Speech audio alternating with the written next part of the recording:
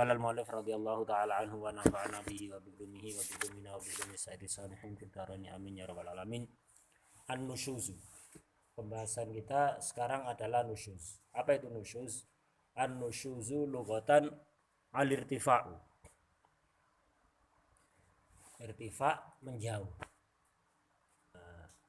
Rafa'a itu menghilangkan. Jadi irtafa'a, menjauh. Jadi nusyuz secara bahasa itu artinya menjauh. Mana syaratnya? Atau keluar, menjauh atau keluar. Mana syaratnya? Khurujuz zaujati wa syar'an khurujuz zaujati an ta'atiz zauji bil irtifa'i an ada'il haqqi al wajib lahu 'alaiha min ta'atihi wa mu'asyaratihi bil ma'ruf wa taslimi nafsiha lahu wa mulazamatil maskan. Yang dikatakan nusyuz itu adalah keluarnya istri dari taat kepada suami. Keluarnya istri dari taat kepada suami. Yang dimaksud keluar dari taat bagaimana? Bilirtifai an-nadail haq al-wajib lahu 'alaiha. Dengan menjauh atau menghindar dari melaksanakan hak yang wajib lahu untuk suami 'alaiha atas perempuan itu, atas istri. Jadi dengan tidak mau melaksanakan hak yang harus dilakukan untuk suami.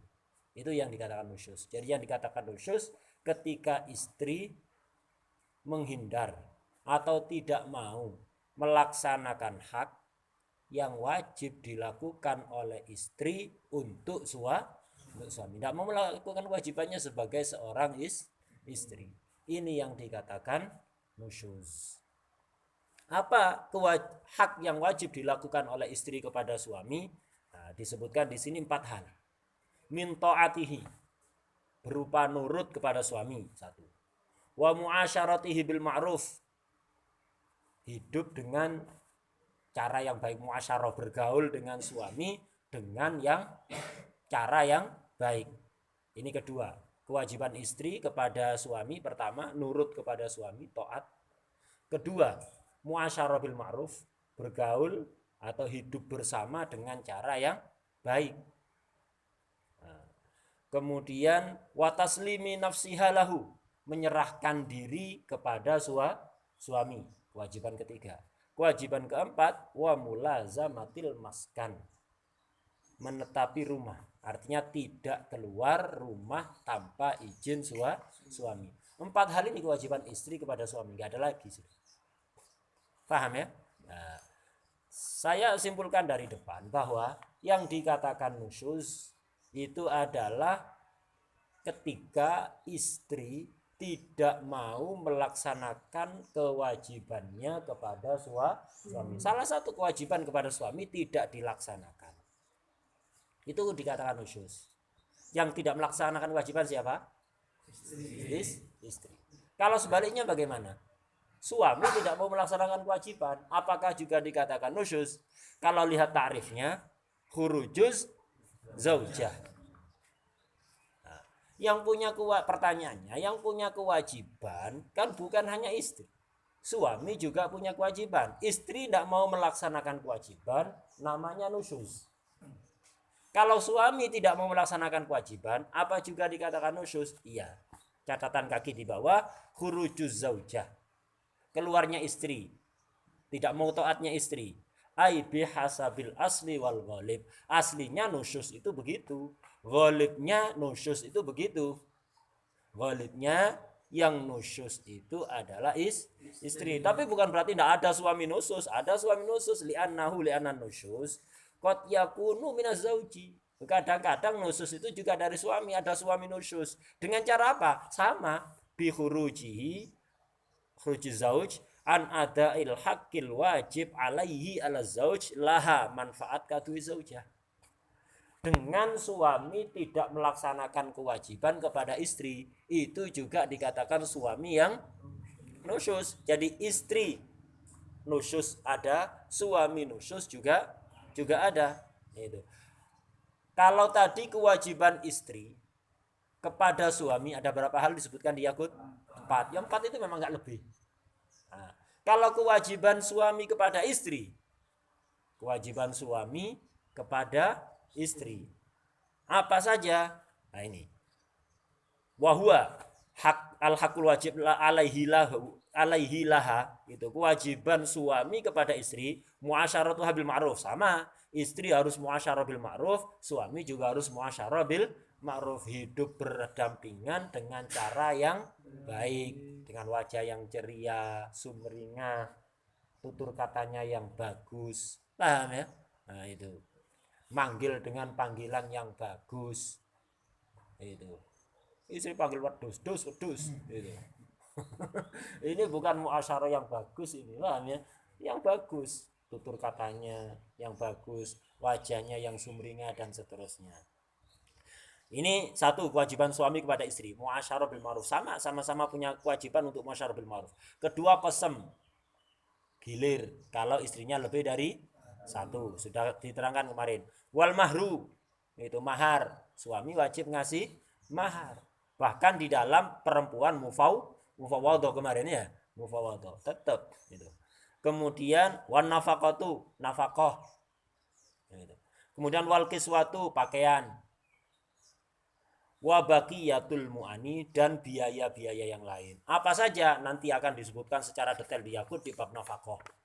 Jadi nafkah itu biaya-biaya yang wajib diberikan oleh suami kepada istri, itu apa saja? Itu nanti akan disebutkan. Akan disebutkan nanti. Apa saja? Di Yaqut disebutkan ada 10 nanti. Ya, ada 10. Atau di sebagian kitab disebutkan ada 7. Biaya-biaya itu. Ada 7 macam. Itu. Kemudian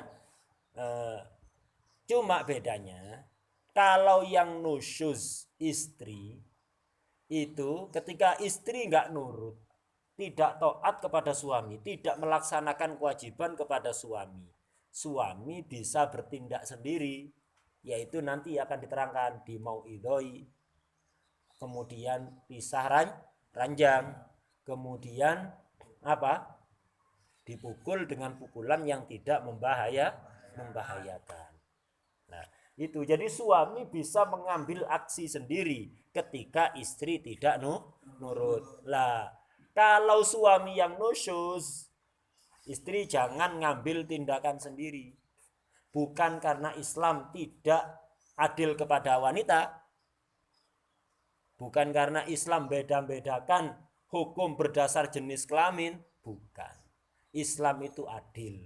Adil tidak harus sama. Juara 1 dengan juara 2 disamakan, justru tidak adil. Ya, juara 1 ambil juara 2 dipadakno hadiah. Lah sing adil ya ndak podo. Ya, biar orang berlomba-lomba untuk menjadi juara satu. Lah padakno ya wis aku punya juara 2 podo hadiah. Ya lapo ngoyo, dari juara 1 kan ngoyo kan ya. Lah juara 2 dapat ngoyo, titik dikurangi ngoyo ya. Nah, itu. Jadi adil itu tidak harus sama. Nah, di sini dibedakan, bukan berarti Islam tidak adil, dibedakan. Kalau suami nusyuz, jangan istri mengambil aksi sendiri, langkah sendiri untuk membuat suaminya melaksanakan kewajiban. Tapi apa? Dia lapor ke qadhi, lapor kepada aparat yang berwenang. Lapor pada qadhi, nanti pengadilan qadhi yang mewajibkan suami untuk melaksanakan kewajiban, bukan karena Islam tidak adil, tapi karena Islam peduli kepada wanita. Lek suami melihat istrinya nusyuz, ngambil aksi sendiri, aman nggak untuk suami? Aman. Tapi kalau suami nusyuz, istri ngambil langkah sendiri, bisa mendatangkan madarat yang lebih besar. Suami sedang dalam kondisi emosi misalnya, tidak mau melaksanakan kewajiban sebagai suami, akhirnya istri, ayo laksanakan kewajiban, kalau enggak diceramain nang istri. Habis itu tetap aja nusus suami pisah ranjang, habis itu dipukul. Kira-kira suami dipukul oleh istri, kira-kira suami tambah emosi apa enggak? Lek gelut siapa yang menang? Kira-kira umumnya kita bicara golib. Lek gelut siapa yang menang? Suami. Babak belur enggak istri jadinya? Babak belur apa enggak? Babak belur. Islam tidak kepingin wanita babak belur. Islam tidak kepingin wanita menjadi babak belur gara-gara nuntut haknya sendiri. Tapi bukan berarti Islam mendolimi haknya. Ada kesempatan, silahkan. Kalau kamu ingin menuntut suami yang nusyus ini, laporkan ke pengadilan. Laporkan biar qadhi nanti yang menuntut suami. Tidak nurut, qadhi yang memberikan sanksi, bukan istri. Istri aman. Istri aman tidak babak belur. Paham ya? Nah, di sini Islam itu membedakan hukum nusyusnya perempuan dengan hukum nusyusnya laki-laki bukan karena tidak adil, justru itu inti keadilan Islam. Islam membedakan demi menjaga dan melindungi wanita. Paham ya? Nah itu. Jadi ojo rungokno omongane wong-wong nyeleneh-nyeleneh liberal-liberal itu. Paham ya? Itu. Udah. Lah ini disebutkan fa'alal qadhi. Lah ketika suami nusyus, fa'alal qadhi mongko iku wajib ngatasi qadhi ilzamuhu utawi majibaken zauj taufiyatama ing nglaksanakaken ing nuhoni perkara mana akan nyegah sapa zauj ha ing zaujah iyahu ing iyoma bayane mamin hukukiha saking pira-pira hak zaujah idza talabat ing dalam nalikane nuntut sapa zaujah hu ing zauj. Jadi ketika suami nusyus yang bertugas mengambil paksa hak istri adalah qadhi. Kalau istri nuntut, qadhi di sini campur tangan untuk menekan suami agar melaksanakan kewajibannya dengan baik dan sempurna. Karena yaitu tadi kalau istri melakukan sendiri rawan mengancam keselamatan nyawanya bahkan ya. Itu iso-iso digibeng bahaya mengancam keselamatan nyawa. Itu karena itu Islam tetap memberikan kesempatan untuk istri mendapatkan kewajibannya melalui jalur qadhi, aparat. Paham ya? Nah, seperti ini. Wis, ini nususnya suami dan bagaimana hukum nususnya suami. Kembali kepada nususnya istri. Yang dikatakan nusus ghalibi adalah dari istri. Ketika istri nusus dengan tidak melaksanakan kewajiban, apa saja kewajiban sebelum kita menjelaskan hukum nusyus, bagaimana hukumnya kalau istri nusyus nanti akan diterangkan. Pertama, kewajiban-kewajiban istri kepada suami apa saja. Kalau kewajiban suami secara detail nanti di bab nafaqah lebih lengkap. Sekarang kita jelaskan kewajiban istri secara lebih detail. Ada 4 itu tadi. Taat pada suami, muasyarah bil ma'ruf, taslimu nafsiha lahu, kemudian apa? Mulazamatul maskan. Ini kewajiban istri, tidak lebih. Pertama, taat kepada suami, nurut kepada suami. Cuman jangan disalahpahami. Taatnya istri kepada suami itu tidak dalam segala hal. Suami minta buatkan kopi, apa wajib nurut istri? Suami minta cucikan pakaian, minta dimasakkan, apa wajib istri nurut? Minta dibuatkan sarapan, minta diambilkan sarapan, apa wajib taat istri? Dalam madhab Imam Syafi'i tidak wajib. Kalau ada suami maksa-maksa istri untuk nuruti keinginan yang tadi disebutkan itu, berarti suami zalim. Kenapa mewajibkan kepada istri sesuatu yang bukan kewajiban? Jadi suruh mijeti, jadi minta menyuruh istrinya untuk mijeti, tidak wajib istri nurut. Untuk membuatkan kopi, nyucikan pakaian, nyaponi omah, itu gendong anak sing nangis, bukan kewajiban istri. Lo ya apa maksudnya nggak taat ini apa terus? Catatan kaki di bawah. Apa sih yang dimaksud istri nggak taat itu? Yang dimaksud istri nggak taat itu adalah ka'antam tani'a idza da'aha ila baitihi. Jadi taatnya istri kepada suami itu balik kepada itu taslimu nafsiha dan mulazamatul maskan. Istri wajib taat pada suami dalam urusan taslim, dalam urusan istimta. Yang berkaitan dengan istimta, istri wajib nurut. Dalam hal menempati rumah, istri wajib nurut. Istri kepingin tinggal di kampung aslinya, di desa aslinya, wis kadung kerasan, walaupun desa kayak Tembero misalnya. Paham ya? Wis kadung kerasan. Itu. Suami kepingin pindah, ndak, saya ndak kerasan di Tembero ini. Ndak kerasan. Itu. Apa? Dalane nggak enak, saya kerja ki memakan waktu akhirnya. Dalane sepi, peteng, nggak enak misalnya. Jeglong-jeglong, gelong-jeglong dalane ya, dalane gelong-jeglong. Itu. Nanti kalau saya terus-terusan seperti ini, lugur jeboran. Itu. Jadi istri kepingin tetap tinggal di kampung halamannya. Suami ndak kepingin, ndak, pindah rumah. Sudah saya sediakan rumah. Nah, dalam hal ini istri harus taat. Yang menentukan tinggal di mana itu suami. Menentukan tinggal di mana? Tinggal tetap di apa?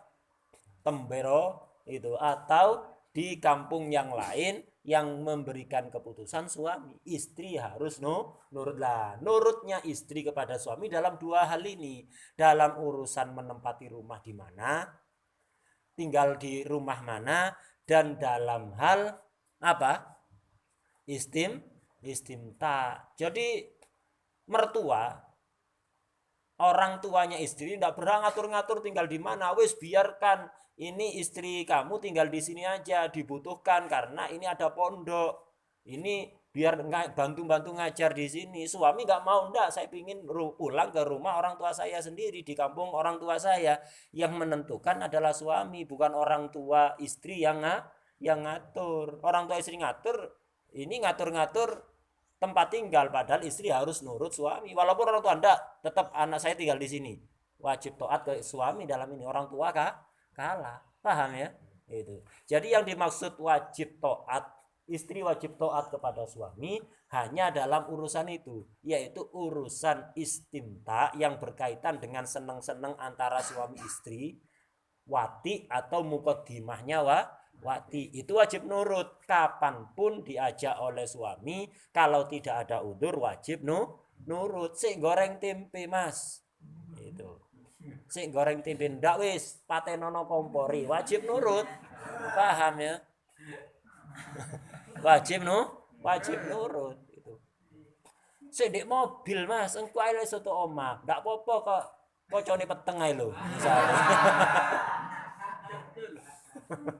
Itu. Jadi urusan istimta wajib nurut pada suami. Kalau Imam Ibnu Hajar itu lebih detail lagi, termasuk dengan gayanya istimta. Kudu nurut nang suami, gaya ini. Pokok ndak madorot, wajib taat. Paham ya?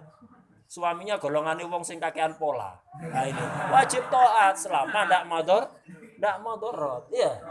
Golongannya kakean pola. Wajib taat. Paham? Nah, ini wajib ini, ndak nurut dosa. Enggak nurut dosa.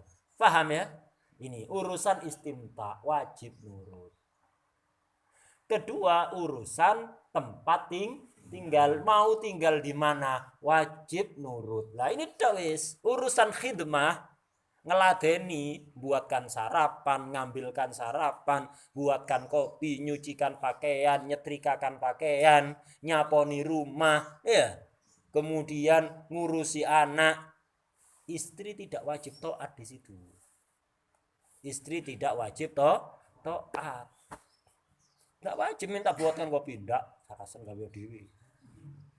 Dan sampai nek gawe aku titip pisan. Urusan khidmah dalam madhab Imam Syafi'i tidak wajib taat.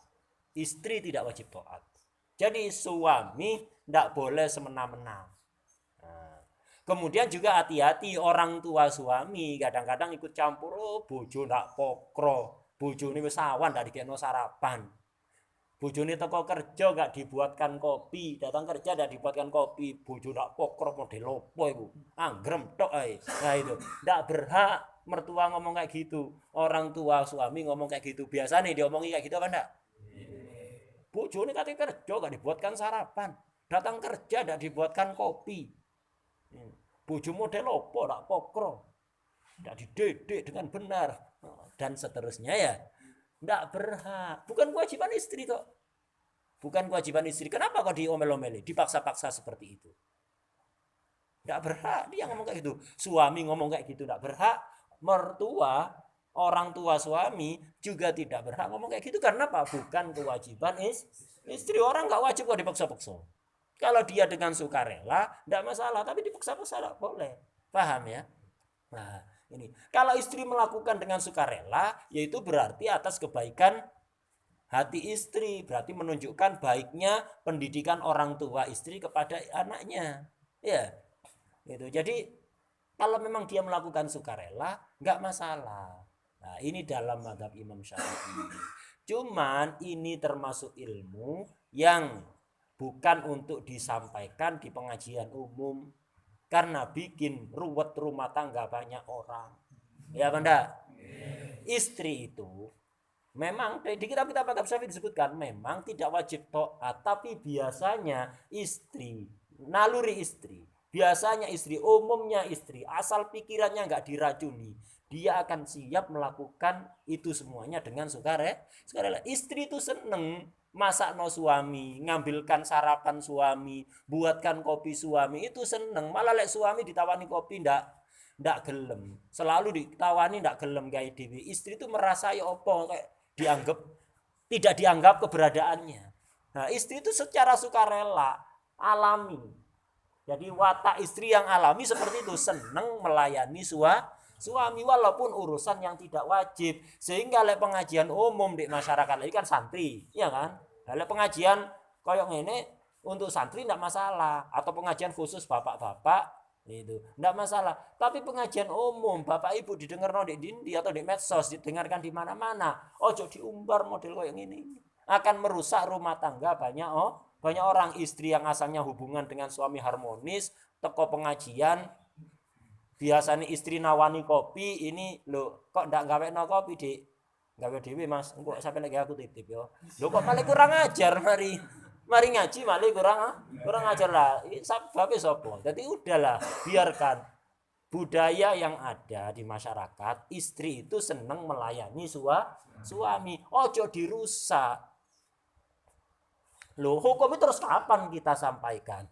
Kita sampaikan dalam kasus-kasus tertentu kepada yang bersangkutan yang melakukan kezoliman. Misalnya ada seorang istri kebetulan tepak selopot.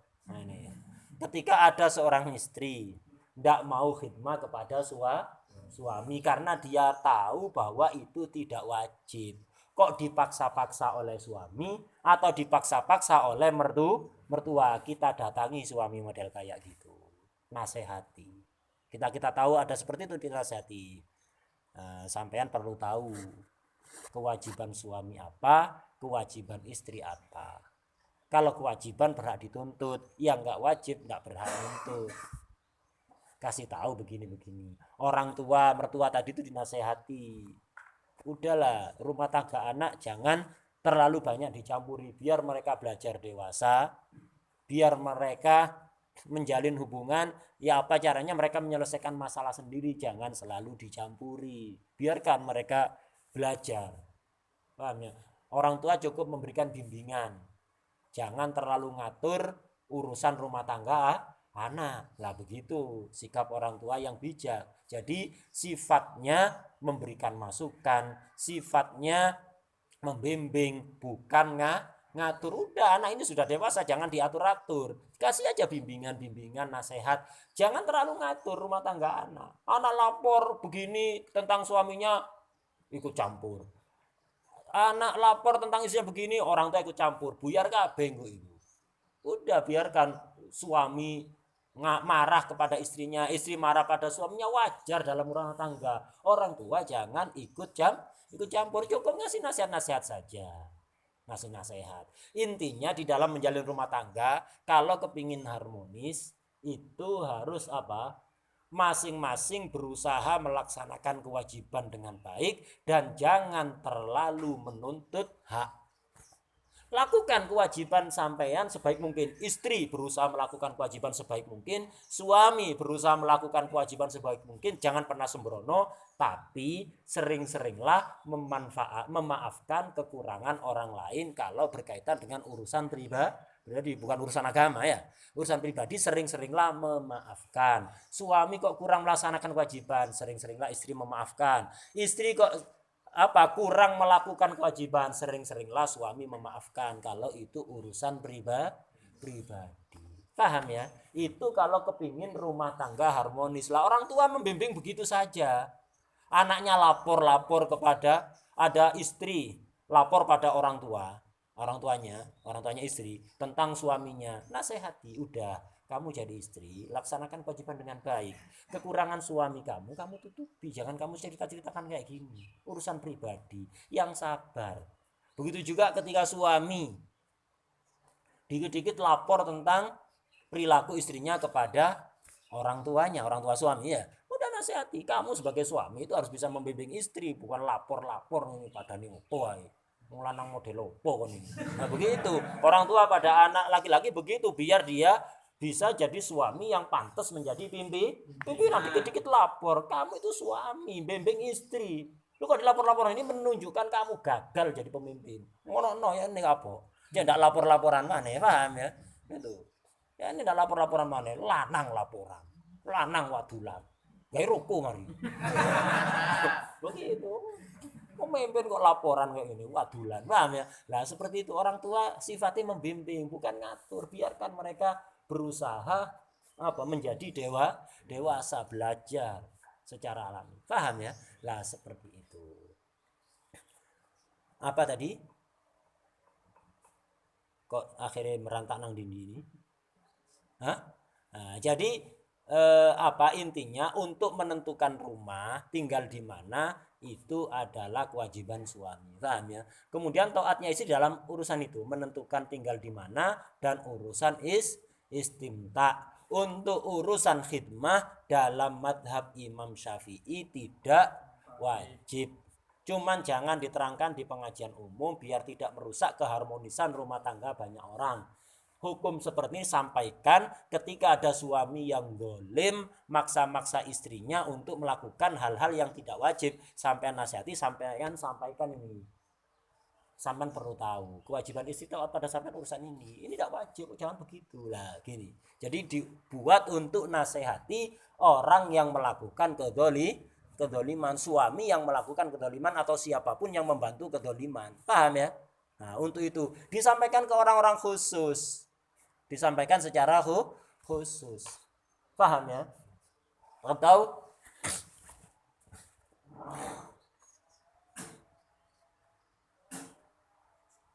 Atau ketika jadi kodi ada suami yang lapor ribut rumah tangga, istrinya minta cerai kepada suami, setelah diteliti oleh kodi ternyata suaminya terlalu menuntut hal-hal yang tidak wajib atas istri, sampai istrinya nuntut pegatan lah. Di sini kodi harus berusaha mendamaikan, ya apa carane ndak pegatan. Sumbernya apa sih? Oh ini suami terlalu menuntut hal-hal yang bukan kewajiban istri tentang khidmat lah.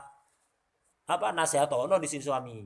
Sampean itu suami jangan terlalu menuntut, itu bukan kewajiban istri. Kewajiban istri gini-gini lah, terangkan kepada orang-orang khusus yang melakukan kedoliman, bukan diterangkan di pengajian umum. Hati-hati, paham ya? Tidak semua kebenaran itu disampaikan di hadapan umum. Kalau bisa menimbulkan fitnah jangan diomong, masih benar. Tidak semua yang benar disampaikan kepada semua orang. Pikiran garai fitnah apa ndak, garai ribut apa tidak, lu nyimpen ilmu lan. Ini nyimpen ilmu yang wajib lek koyo ngono iku, paham ya? Ndak semua ilmu harus disampaikan. Sayyidina Abu Hurairah radhiyallahu taala anhu, ini adalah sahabat yang paling banyak meriwayatkan hadis dari Rasulullah SAW. Beliau mengatakan, waristu min habibi jirabaini minal ilmi. Saya itu mewarisi 2 keranjang besar ilmu dari kekasihku Rasulullah sallallahu alaihi wasallam. 2 keranjang ilmu. 2 keranjang besar, ilmu yang sangat banyak yang aku warisi dari Rasulullah sallallahu alaihi wasallam. Amal awal faqad basastuhu lakum. Satu keranjang yang pertama, satu keranjang ilmu yang begitu banyak yang pertama sudah aku tebarkan di tengah-tengah kalian. Itu hadis yang begitu banyak, dikit-dikit an Abi Hurairah, dikit-dikit an Abi Hurairah, itu sudah aku sebarkan pada kalian. Ammasani ndak tak sebarno nang sampean. Ammasani falau basastuhu lakuti amini hadal bulum. Nah, sing satu keranjang lagi ilmu dari Rasulullah lah tak sebarno nang sembarang orang, tak viralkan buat pengajian umum, sampaikan semua orang, tugel dasku. Artinya menimbulkan fitnah. Abu Hurairah nyimpen ilmu, ndak ngerti lek nyimpen ilmu iku haram ngono. Pinteran sampean.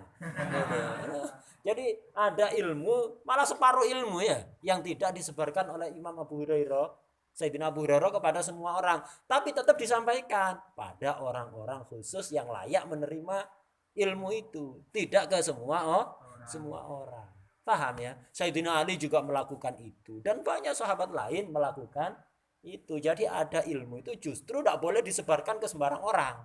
Kayak nyebarno duduk keapian sampean, malah bisa berdosa. Paham ya? Nah itu. Lek nimbulkan fitnah, meskipun benar jangan disampaikan kecuali ke orang-orang khusus yang sekiranya tidak menimbulkan fitnah. Paham ya? Nah, udah. Itu. Dalam mazhab Syafi'i seperti itu. Cuman ada mazhab lain.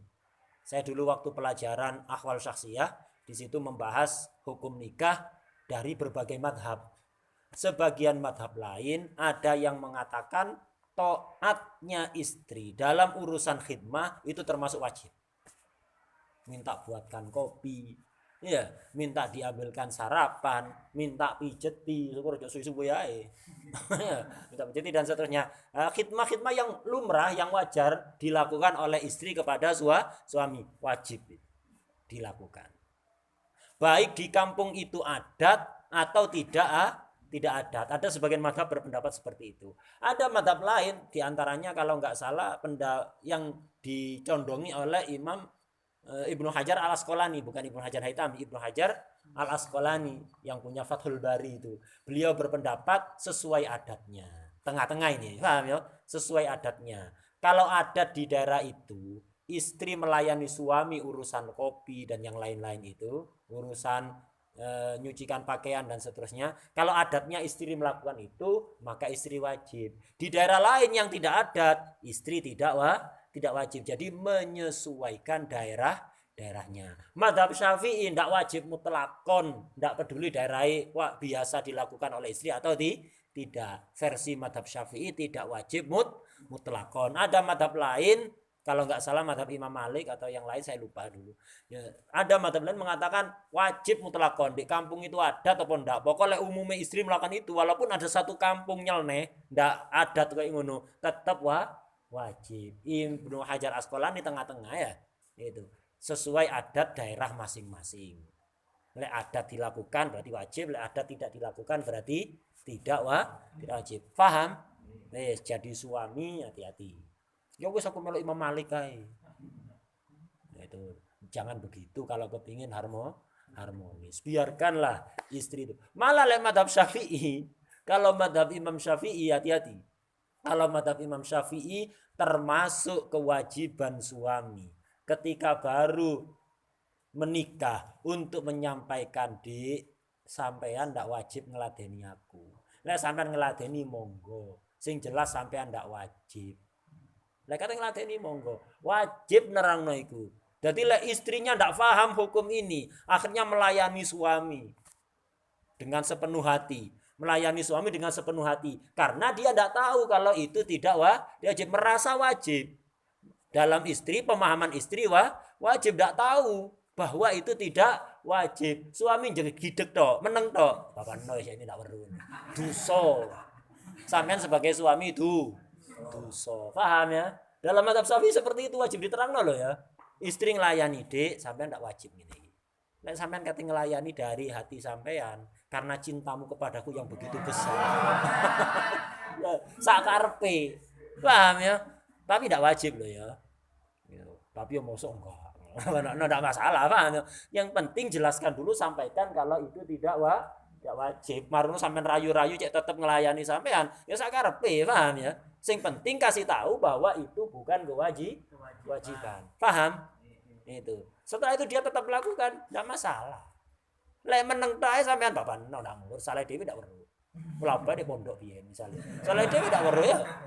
Itu dosa sampean, paham ya? Dosa. Sampai no. Nah, makanya lek katin dolek bojo ndolek sing solihah.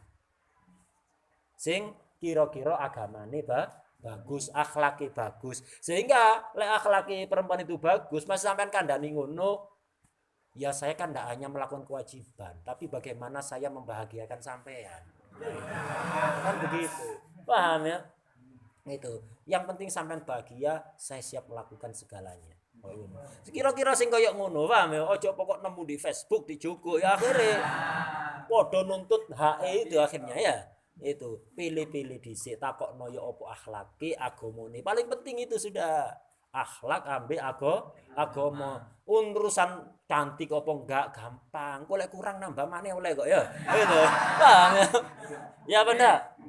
Itu jangan terlalu fokus ke situ. Dan perlu sampean ketahui, orang itu yang menjadi penentu utama kebahagiaan rumah tangga itu kesolehan pasangan. Lek wis soleh dan soleha itu bakal bahagia. Masih wajahnya pas-pasan. Paham ya? Jangan terlalu fokus ke wajah. Ndak apa-apa wis pokok ayu, akhlake engko ndak genah tak benekno. Iya lek sebenarnya sampean rusak pisan. Paham ya? Itu jangan. Jadi fokuslah di dalam mencari istri itu fokus bagusnya agama, bagusnya akhlak. Wis iku wis. Engko ternyata kok ndak pati ayu ya kok. Se ngerasa kurang golek maneh secara halal apa? Paham ya? Golek maneh secara halal oleh. Paham ya? Wedi salah wedian. Lanang kok wedian, paham ya? Lanang kok wedian. Ojo wedian dadi wong lanang, ya. Itu. Tapi resiko ditanggung penumpang. Resiko ditanggung penumpang. Itu manajemen toko basmala tidak ikut bertanggung jawab ya. Silakan kunci ganda kendaraan Anda ya. Kehilangan di luar tanggung jawab manajemen basmala ya. Aku cuma nyampe loh urusan tanggung jawab sampean dhewe golek ono resiko apa-apa ya. Ini penting tak kayak alon-alon soalnya akeh sing nggak paham ya. Jadi taatnya istri dalam berapa hal?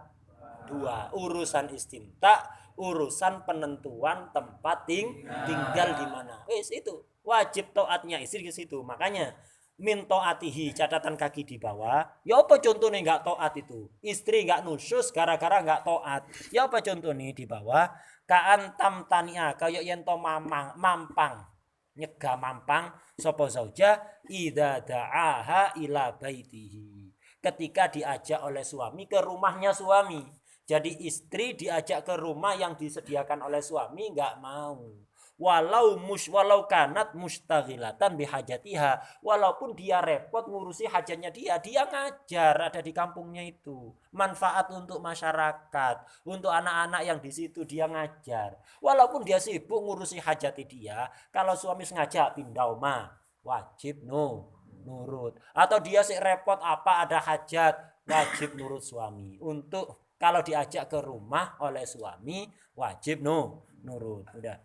Naam, kecuali kalau ada udzur, enggak masalah. Sik masuk udzur, enggak dosa, enggak dianggap nusus itu ya. Naam, in udhirat binahwi maradin. Kalau perempuan ini udzur, kenapa? Semisal sakit atau aukanat sapa zauja iku dati qadrin, wong wadon kang anduweni kedudukan. Wa khofrin lan nemene isin, ai syiddati hayain. Nemeni isin lam taktat kang ora biasa sapa mar'ah al buruza sapa zauja al buruza ing metu lam talzamha ijabatuhu. Kecuali jika istri udzur diajak pindah rumah oleh suami Nggak mau gara-gara ada udur apa sakit. Mas saya sakit. Untuk keluar rumah ini berat. Saya gerak saja berdiri berjalan ini berat. Mau sampai ajak pindah rumah sekarang janganlah nunggu sembuh. Nggak apa-apa ini. Nggak termasuk nusus dan tidak haram. Nantilah tunggu sembuh. Sakit. Nah, nggak apa-apa. Atau termasuk perempuan yang memiliki kemuliaan, kedudukan kehormatan dan nemen isine ndak tahu metu. Wong wedok nggak tahu metu zaman dulu ya. Zaman dulu banyak. Di Tarim masih ada wong-wong kayak gini. Ndak tahu metu, metu iku nemen isine kayak kiamat ngono metu teko omah. Ndak tahu metu, ndak tahu ketok wong lanang. Ndak pernah terlihat oleh laki-laki dan tidak pernah melihat laki-laki lek koyo ngono. Wis Mas, saya ndak bisa keluar rumah itu. Wis biarkan saya di sini wis. Sampai lek perlu apa-apa pada saya siap ada di sini kapanpun. Tapi kalau saya diajak pindah rumah, saya tidak bisa keluar rumah. Nah, zaman biyen zaman sekarang aduh nggak karu-karuan ya. Sing seneng metu malah wong wedok. Sing lanang dekem tok. Mulai teko pondok dekem yo matok lungadan jegideg kabeh. Lah ono sing jamaah teko pondok ra jamaah iki santri model opo ini. Ya, kuwalik ya zaman sekarang sing wedok metu cakang jamaah wong wedok ya. Berjalan ngerasani wong, tutup di musola ngerasani wong, mulai perjalanan balik ngerasani wong maneh, paham ya. Sing lanang gak metu blas, gak metu-metu ana di omah ya. Ini, gak tau ketok rai ini kecuali salat Id. Itu tapi salat tarawih awal-awal tok. Ya, salat 5 waktu gak tau ketok. Kadang santri ngono pulang dari pondok mulian, gak tau ketok nang masjid, padahal masjid cedek omahe. Gak pernah ke musola padahal rumahnya deket musola. Wah ya lek jenenge santri mulai teko pondok, ya sih jadi contoh dia cakang nang musola ambek nang masjid. Paham ya? Dia tahu di musola iki kok ndak adzan-adzan, tukang adzan kok tak teko. Sampeyan teko adzano. Santri lah apa kok tidak iso adzan iki. Isin aku adzan, suaraku ndak enak, ndak perlu enak. Iya lek ono pilihan, lek ono alternatif milih sing enak. Nek ono sing adzan ya wis sampe ndak enak no ya adzano ae wis, paham ya? Itu. Ojo jegideg ae utawa di musola ada imamnya ndak datang sampean diminta ayo sampean Kang sampean arek pondok ngimam meno ngimami ojo isin dudu gene isin itu paham ya wong awam ngon dodolan cilok ndak ngerti apa-apa jenengan mawon kula tawadhu ngaku tawadhu itu berarti takabur sombong paham ya dudu gene sampean sing ngerti hukum maju ojo wong awam kongkon maju sampean maju ojo ngenteni dikongkon lek lihat jamaah wong awam kabeh ojo isin-isin monggo pun jamaah pun niki kok mboten dugi imami pun lami paling undur to dipastikan ada undur sampean maju wong imami ojo nawani wong awam sok tawadhu duduk gene paham ya duduk gene wong awam ngimami ndak jelas kabeh ndak ngerti aturane paham ya nah seperti itu nah zaman biyen akeh wong wedok ngene ndak pernah keluar ku isin lebih baik mati dibanding keluar rumah akeh wong wedok kaya ngono. Saiki ra ono. Hampir ndak ada seneng metu. Paham ya didik-didik metu. Padahal ndak ono apa-apa, metu sampeyan ku cilok. Gitu paham ya. Kadang-kadang begitu. Lah ini. Seandainya ada perempuan model seperti itu, jadi nggak biasa keluar. Kalau dia keluar itu malunya luar biasa.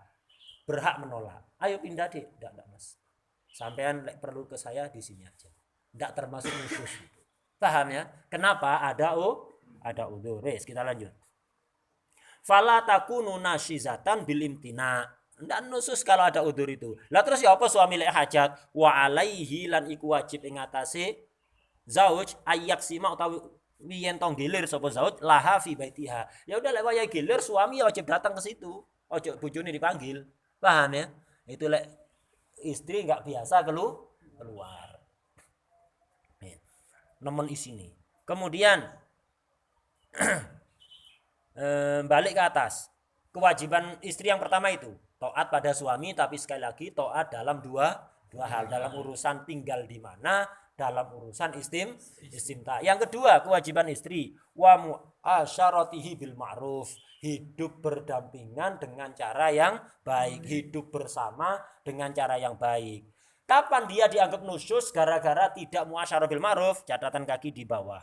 Walirtifa'u anha, ay anil muasyarah bil ma'ruf. Yang dikatakan irtifa, tidak melaksanakan muasyarah bil ma'ruf. Ya apa sih istri yang dikatakan tidak muasyarah bil ma'ruf itu seperti apa contohnya, prakteknya? ka'iradin wa ubusin ba'da lutfin wa talaqati wajhin. Ka'iradin koyok mingu, berpaling, memalingkan muka dan cemberut. Pasang rai medeni. Jadi menghidupkan mode rai medeni.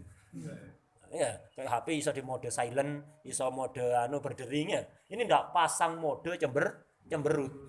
Cemberut mode on. Ya. Ini. Jadi wajahnya cemberut medeni wong. Mari ngono berpaling. Padahal biasanya lemah lembut, santun, wajahnya sumringah. Biasanya memang sumringah, santun, ceria. Ini kok moro-moro cemberut. Kata bojone. Itu cemberut sampai melengos kayak ngene iki. Tanpa udzur, paham ya? Nah, ini dianggap tidak muasyarah bil ma'ruf sudah. Paham ya? Dianggap tidak muasyarah bil ma'ruf. Itulah biasanya memang wajah sumringah. Lek pancen mulai lahir sampai rabi anyen biasanya cemberut gak iso mesem. Ono wong gak iso mesem anyen. Ya. Jadi ono wong pancen wajah iku modele anyen ngono. Kon mesem gak iso, lek mesem tambah elek. Misale, paham ya? Ada orang modele kaya ngono. Paham, gak iso mesem. Pancen wajah cemberut. Gak murah senyum ya. Pancen modele kaya ngono bisa. Toko pabrik wis ngono panjene.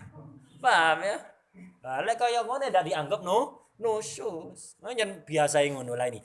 Amman anapun tai wadon hiya kang utawi man daiman kadalik. Pancen daiman ngono, daiman abadan sarmata pancen wis ngono, paham ya? Itu falaisa nusyuz. Ndak nusyuz illa in zada kecuali tambah asale merengut 50% biasanya lagi 70% moro ya.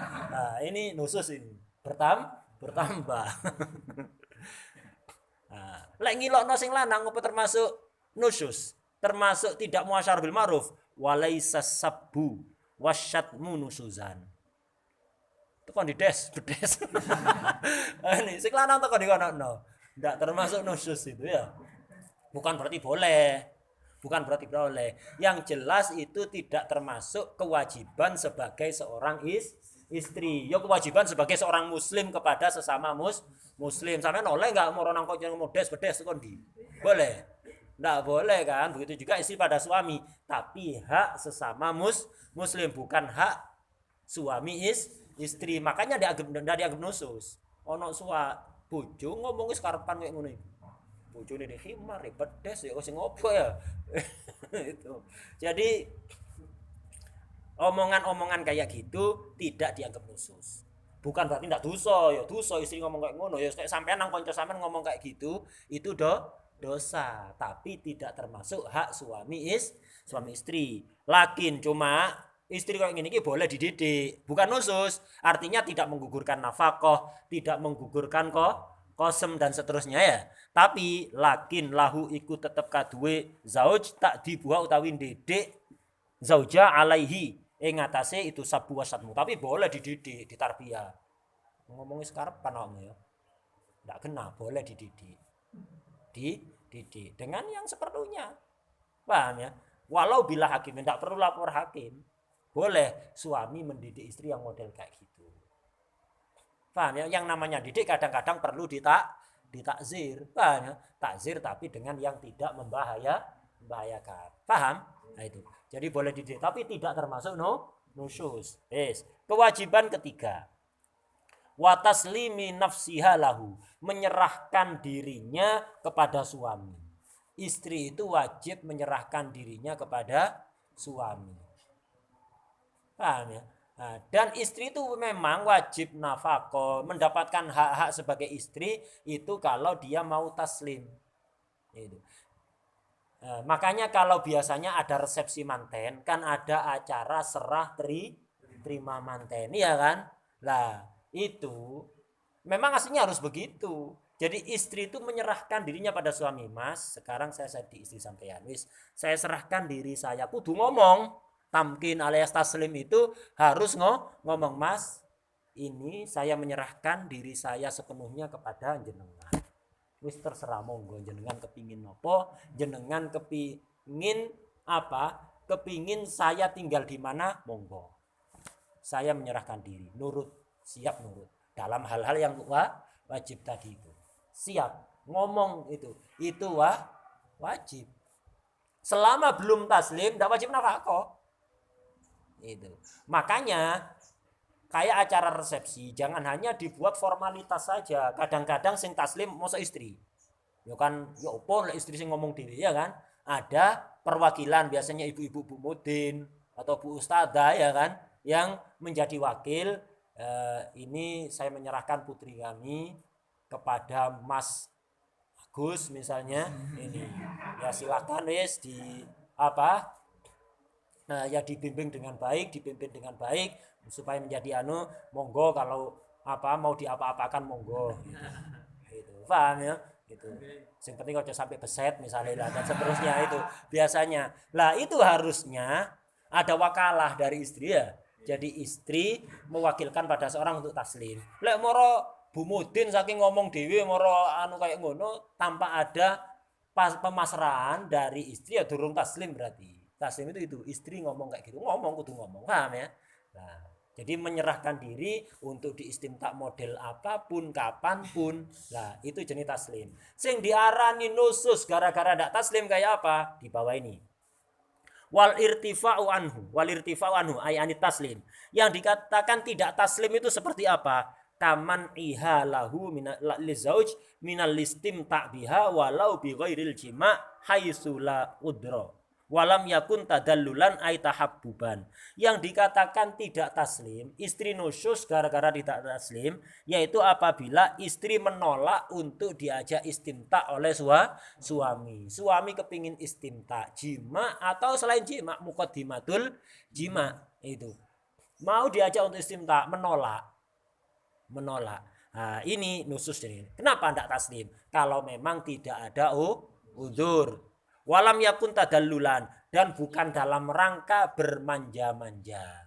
Bukan dalam rangka manja untuk mancing suaminya biar mesra, biar merayu dengan ucapan-ucapan romantis itu. Kadang-kadang seorang istri begitu, pura-pura nolak, karepe manja. Tujuannya suami ini biar bisa romantis. Bujuk ora iso bisa romantis, kepingin mendengarkan ucapan-ucapan romantis. Wong wedok iku seneng nih, walaupun dia yakin kalau omongan itu bohong, wong wedok iku seneng. Makanya nakisatu aklin, paham ya? Jadi menyikapi seorang istri itu ya pakai kalimat-kalimat romantis, bakal cair secair-cair. Walaupun asale keras koyo es batu, moro leleh, moro lek kena ngono. Walaupun yakin dhek bohong, sampean ku dhek wis paling ayu sak dunya. Ndak ono. Di hatiku sing paling ayu sampean wis. Ndak ono maneh. Sak dunya ndak ono. Sak dunya ndak ono. Iku dhek bakal meleleh asale mangkel moro ndak mangkel moro. Walaupun yakin dhek bojone iki goro. Tapi yang ngene iku wedok, nek satu aklin, paham ya? Makanya menghadapi istri itu kudu pinter-pinter, ojo selamanya pakai kekerasan. Ada wong wedok dikerasi tambah dadi. Paham ya? Lah, kalimat-kalimat lembut, kalimat-kalimat romantis lah seperti itulah. Ono wong wedok diajak istimta ndak mau, tapi bukan berarti menolak, ndak sebenarnya. Kepingin bermanja-manja aja. Ibaratnya kejarlah daku, kau kutangkap. Lah, ibaratnya begitu, paham ya? Ndak nusus lah kayak ngono. Saking manja, paham ya? Ngalem. Jadi pura-pura ndak gelem, kepingin ngalem nang sing lanang, paham ya? Itu pura-pura nggak masalah, itu tidak termasuk nusus itu. Nah, wa bi khilafi ma law kana biha udrun, atau ono udur menolak diajak istimta gara-gara udur, ndak termasuk nusus. Apa contohnya udur menolak istimta itu? Kaangkanat maridotan itu au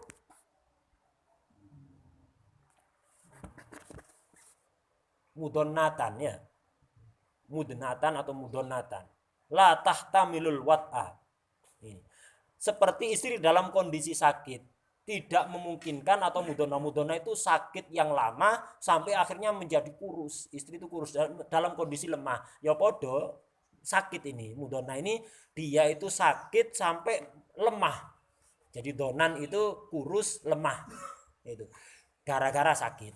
Ya, seperti istri dalam kondisi sakit yang parah sehingga badannya sangat lemah, tidak memungkinkan untuk melayani suami. Dia menolak, sepura nih mas, aku tidak kuat, sakit. Lah, tidak termasuk nusus. Paham ya? Tidak termasuk nusus itu. Kalau istri dalam kondisi lemah karena sakit. Atau au bi farjiha kuruhun. Ikut tetap dalam farjine zauja kuruhun utawi catu. Farjinya luka, belum sembuh habis melahirkan. Sing lanang ngotot ae. Boleh nolak, tidak termasuk nusus. Wong lanang ndak terus kondisi. Paham ya? Itu. Jadi bojone sik loro. Cik loro, sik jahitane belum sembuh, dipaksa ae, berhak nolak, tidak termasuk nusus. Paham ya? Itu. Nifase misalnya 10 dino. Ya sik durung waras, paham ya? Itu. Belum sembuh. Nah, ini tidak boleh dipaksa, berhak nolak. Udur itu. Au kanat mustahadatan, utawa sing wedok ini istihadah. Dalam kondisi istihadah berhak nolak, walaupun dalam kondisi istihadah tidak haram kan melakukan wati, iya kan, tapi berhak nolak termasuk udzur itu dalam kondisi istihadah. Au kana zauju ablan, atau suaminya itu ablan, gede sosise. Nah ini gede sosise. Jadi si suami ini sosisnya overdosis gitu. Ukurannya overdosis ya apa? Bihaitsu yadurru, kelawan sekiranya bahayani ha ing zauja apa watuhu. Wati zauj. Lah sampai wati, waduh bahaya. Rusak kabeh. Paham ya? Berhak nolak ini. Lah permanen lah ini ya apa carane? Ya permanen ya. Udah kalau memang enggak bisa dilanjut ya pegatan dole. Oh sing sesuai. Paham ya? Sing ukurane iki ukuran XL ya kok aja sing istrinya ukuran M ya. Ya jadi paksa. Ya cari yang ukurannya XL. Paham ya? Podo-podo XL. Di ubed. Tidak ada ubed ya. Itu. Jadi apa? Ketika ukurannya suami tidak pas dengan istri. XL musuh M. Lah ini tidak bisa dipaksakan ini. Paham ya? Madorot berhak nolak, tidak termasuk nusus daripada madorot ya kan? Madorot. Nah. Au mutasyaisan. Dekil, suaminya dekil. Daul-daul, dekil ya. Suaminya dekil. Apa dekil? Kasirul ausah, akeh kotorane. Itu. Kulu-kulu ya. Bahasa Jawane kulu kotor. Wah, kotor kabeh mari matun, ndak kati adus kati moro meksa. Ya. Awake celot tok. Mari ngecor misalnya mari matun. Wis-wisan wis kok aduse cek dobel wisan. Yo adus dhisik, Mas. Ndak gelem aku. Untuk ngecor kotor kabeh. Toko matun kotor kabeh, toko sawah model koyo ngene. Ambune ndak karu-karuan. Ndak termasuk nusus. Iya mesisan sik kok adus cek pisan. Ndak. Nek kepengin adus dhisik, engko ya adus sampean urusan resiko tanggung penumpang, paham ya. Kalau tidak gelem adus itu, paham ya. Nah itu. Jadi kalau suaminya kotor dekil, fa innaha la tasiru nasyizatan bi syai'in min dzalik. Ndak termasuk nusus. Termasuk lagi, ndak termasuk nusus ketika suami ngajak istimta tapi suami punya penyakit yang menurut kedokteran nular, boleh nolak. Boleh nolak. Suaminya misalnya penyakit nasallallahu alaihi penyakit HIV AIDS. Ini kan nular kan? Itu berhak nolak. Dipastikan suaminya positif HIV waliyadzubillah. Nasallallahu alaihi berhak nolak. Atau penyakit-penyakit lain yang menular. Corokna itu paham ya, penyakit corokna dan seterusnya itu. Jadi berhak nolak kalau suami punya penyakit menular. Disebutnya ada di Sarwani dan di yang lain disebutkan termasuk udhuri.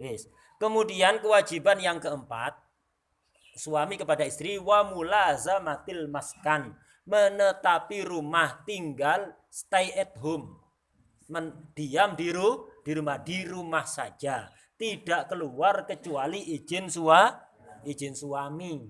Itu bukan izin gugus tugas tapi izin suami. Jadi istri keluar rumah tanpa izin suami, tanpa ridho suami, nusus, menghilangkan nafkah itu untuk hari itu. Paham ya? Itu. Nah, di bawah catatan kakinya bi antahruja sapa zauja minhu saking maskan bila udrin, keluar rumah tanpa udur. Le udur enggak masalah, bi khilafihi ma'al udri. Kalau udur enggak masalah, contohnya ka'an kharajat ilal qadi li talabi haqqiha minhu. pergi ke pengadilan karena suaminya nusus tadi. Suaminya nusus, kan yang nuntut pengadilan kan ya. Dia pergi ke pengadilan untuk lapor, tidak termasuk nusus. Kenapa? Keluarnya udzur. Au ilaktisabiha dolei atau dolei mar'ah an nafaqata ing nafaqo alati kang asaro kang melarat biha kelawan alati sapa zauju, atau suaminya tidak bisa mencukupi nafkah dohir. Suaminya tepak ndak kerja, ndak ada nafkah untuk makan istri. Padahal itu kan kewajiban suami. Akhirnya istri keluar dodolan, misalnya keluar jualan cilok atau jualan apa, ndak izin suami ndak ngizini, ndak nusus. Ya sampean kate ngongkon aku di omah kongkon mati jero omah ya. Nafkah sampean ndak ngasih kok. Berhak keluar walaupun suami ndak ngizini. Kemudian awil istifta'i an hukmin syar'iyyin, atau kepingin nanya hukum syara. Idalam yakun zaujuha faqihan, bojone ndak ngerti tepak mondok sepase lopot. Turu di pondok, paham ya? Ndak ngerti apa pun delomo itu. Walam yastaftilan ora amri fatwa sapa zauj laha kaduwe zauja min ghairi saking liyane zauj.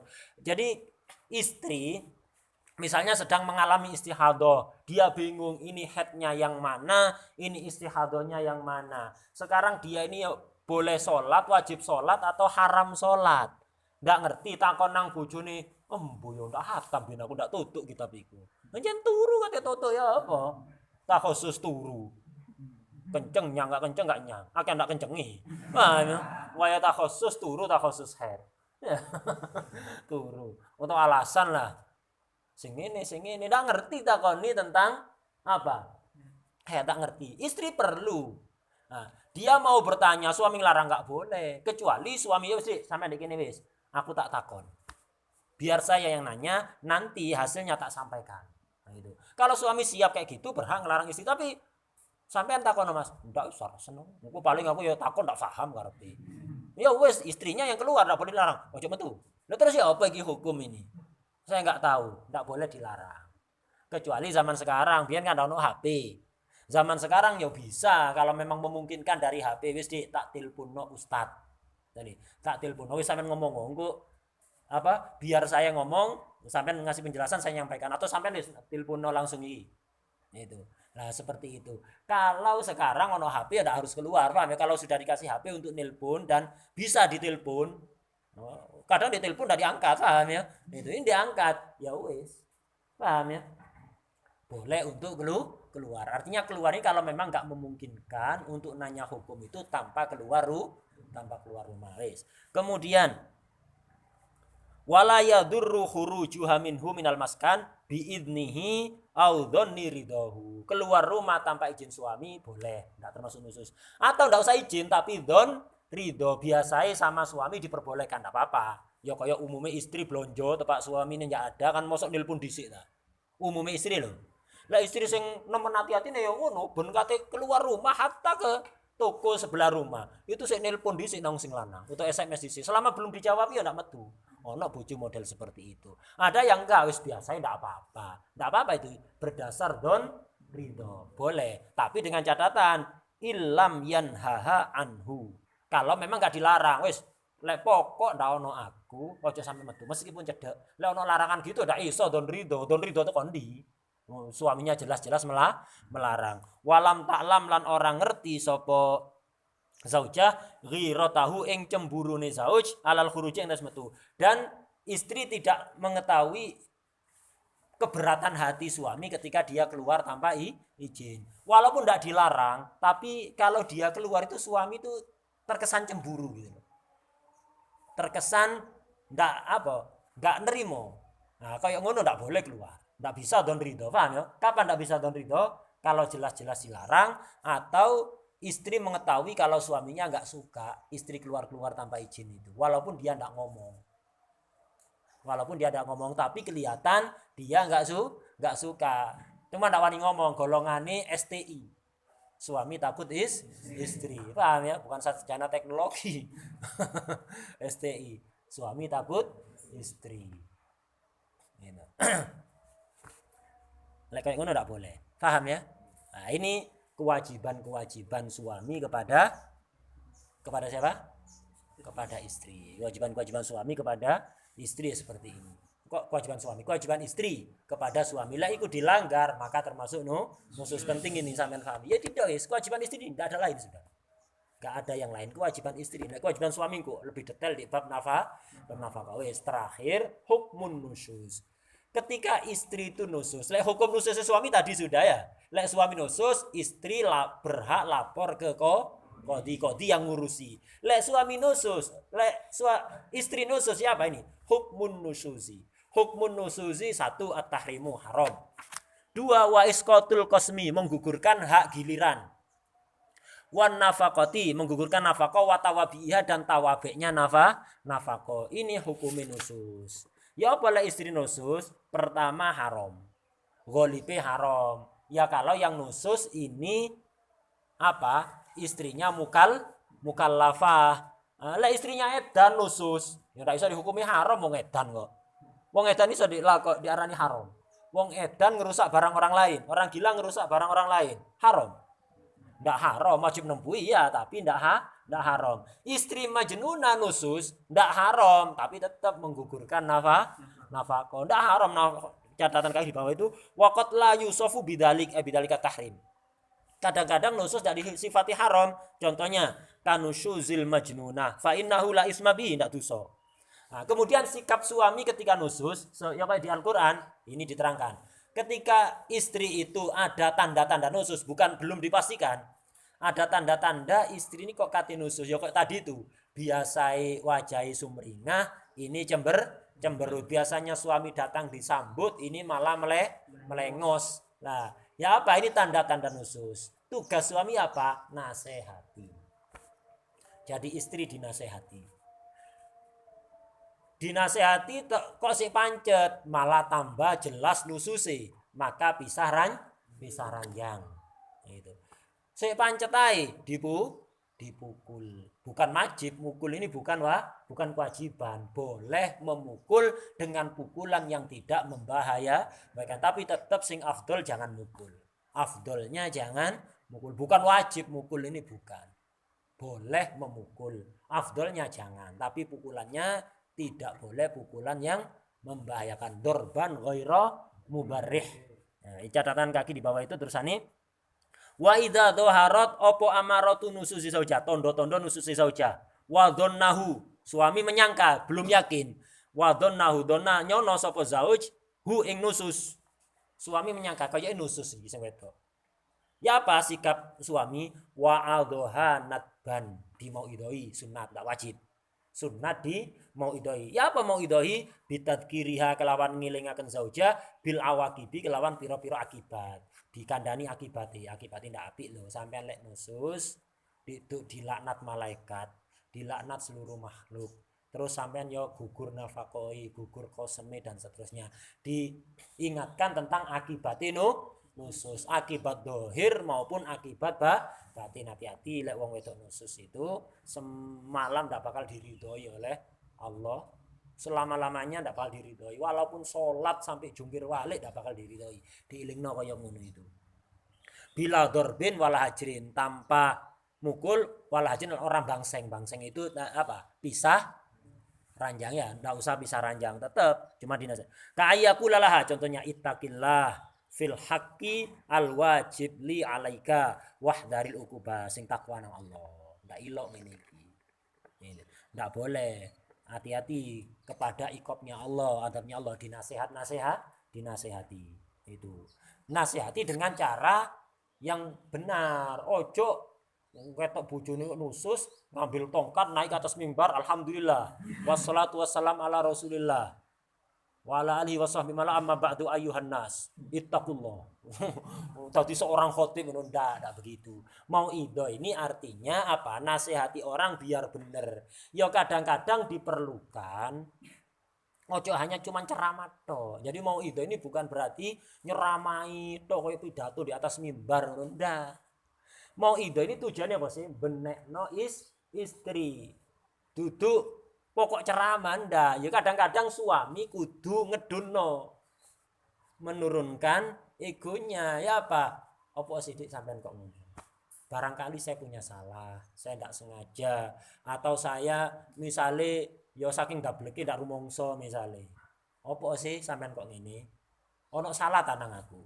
Lek ono salah nang aku omongno. Lek ono salah nang aku omongno.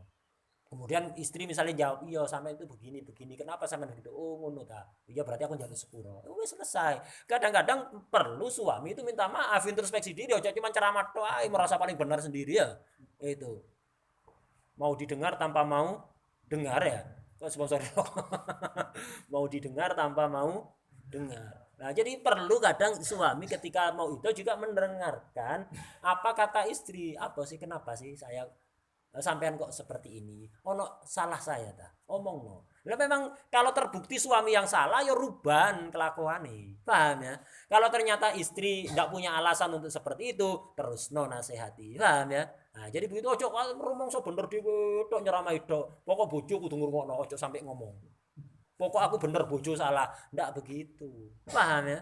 Ndak begitu.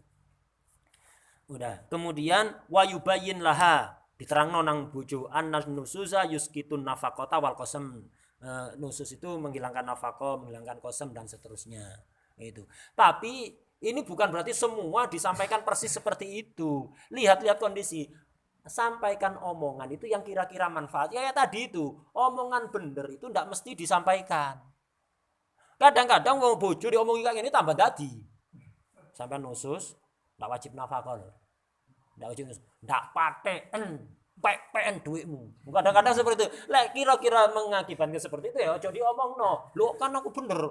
Wow desa. Lho bener ndak mesti diomongkan, paham ya? Jadi menyikapi seseorang itu kita tahu dulu lah seperti apa karakter orang itu. Ketika mau nasihati orang, nasihati murid, nasihati anak, nasihati istri, itu tidak bisa disamakan semua orang kabeh kudu ngono ndak. Dilihat-lihat ada orang itu manfaat dikasari, ada justru madharat dikasari, ada manfaat dialusi, ada justru madharat dialusi. Harus paham karakternya dulu, paham ya? Jadi bukan berarti lho kitab terangno koyo ngene kok. Ndak kabeh sampai no, Cak. Apa sing bener itu ndak kabeh disampaikan. Carilah omongan yang sesuai untuk orang yang sampean omong. Jadi ketika ngomongi orang sesuaikan.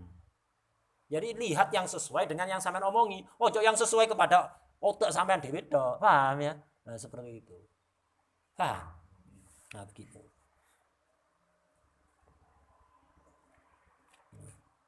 Fa'in alima nusyusaha. Kalau sudah yakin nusus, fa'in alima nusyusaha wa adha wa hajaroha fil majja. Ya udah dimau idoi lagi lepis pasti tadi sih nyono ya. Ini yakin sudah nusus. Ya udah dimau idoi dan dipisah tempat tidurnya. Wis.